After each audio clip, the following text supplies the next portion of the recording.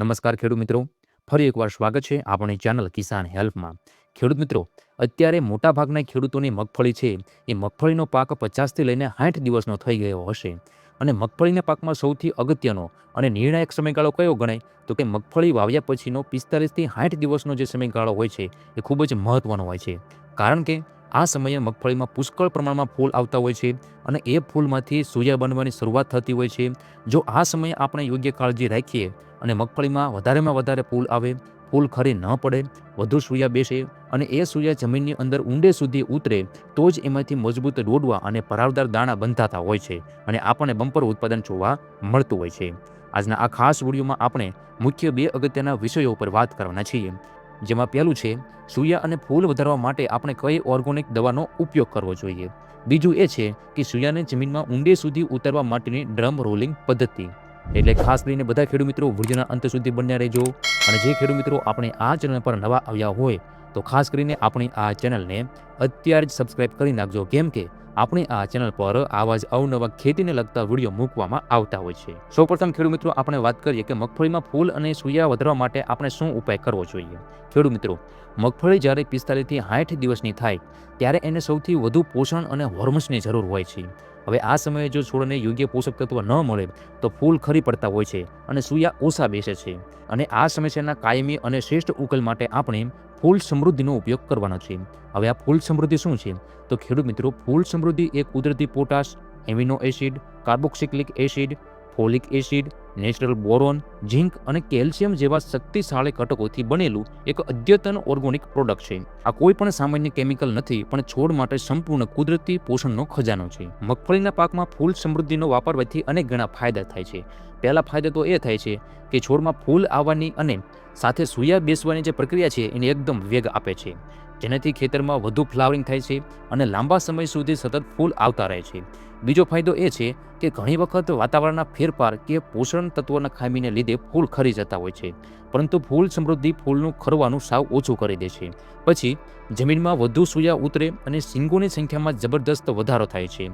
આમાં રહેલા natural boron, calcium અને પોટાશને કારણે શીંગની સાઇઝ મોટી થાય છે, દાણા પૂરેપૂરા ભરાય છે, દાણામાં ચમક આવે છે અને તેલની ટકાવારી વધારવા માટે આ ઓર્ગેનિક પ્રોડક્ટ ખૂબ જ મદદરૂપ થાય છે.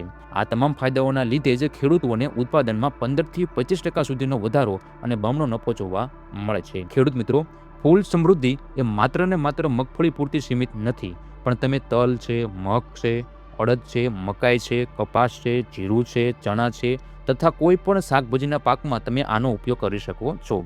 હવે ખેડૂત મિત્રો આપણે વાત કરીએ આના પ્રમાણની. તો ખેડૂત મિત્રો, આપણે ફૂલ સમૃદ્ધિને પ્રતિ પંપમાં 25થી 40 ml નાખીને મગફળીના પાકમાં છંટકાવ કરી શકીએ છીએ. તો ખેડૂત મિત્રો, તમારે પણ જો આ ઓર્ગેનિક પ્રોડક્ટ ફૂલ સમૃદ્ધિની તમારે જો ખરીદી કરવી હોય તો સ્ક્રીન ઉપર જે નંબર આવે છે તેનો તમે સંપર્ક કરીને ઘરે બેઠા તમે આને મંગાવી શકો છો. હવે આપણે વાત કરીએ દવાઓ અને ખાતરના કોમ્બિનેશન વિશે. જ્યારે મગફળી 55થી 60 દિવસની થાય અને એની વાનસ્પતિક વૃદ્ધિ અટકે એટલે મગફળીના છોડવા જે હોય એ બહુ જ વધી જતા હોય ત્યારે છોડને પોષણ આપવાની સાથે એની બિનજરૂરી ઊંચાઈ પણ અટકાવવી પડે છે.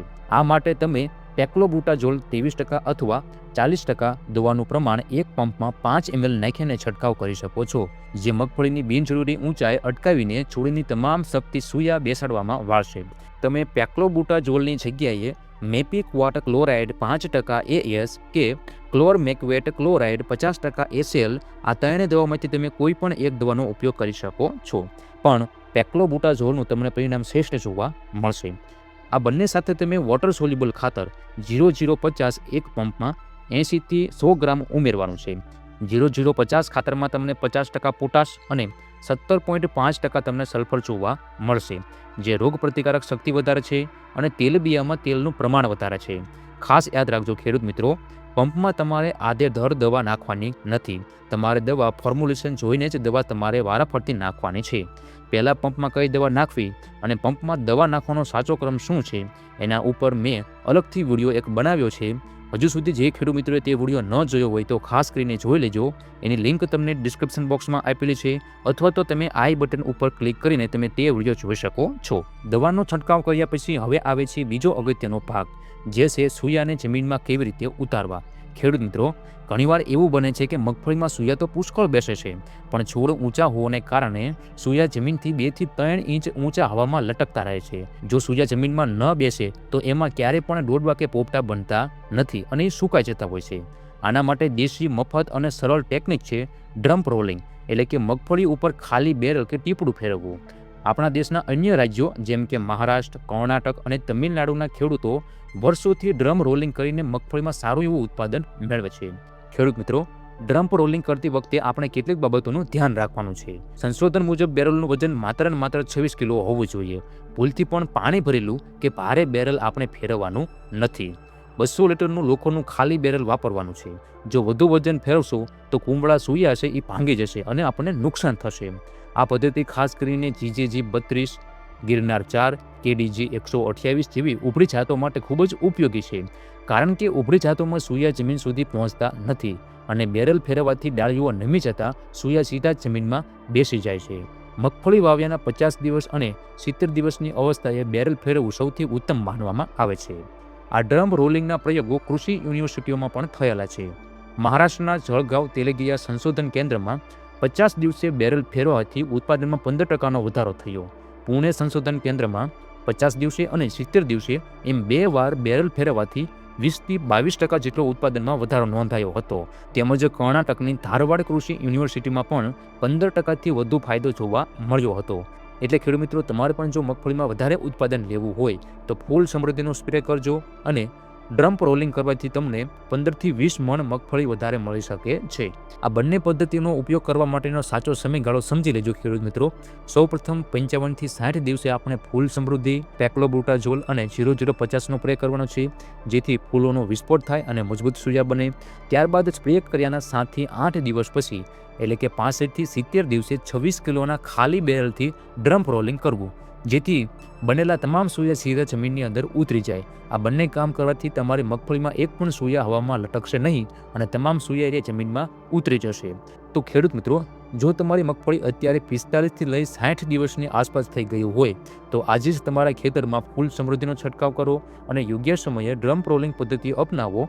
ખાસ ખેડૂત મિત્રો, આખા ખેતરમાં નહીં પણ અડધા વીઘા કે 1 વીઘામાં અકતરો જરૂરથી કરજો. તમને પોતે જ તફાવત દેખાઈ આવશે.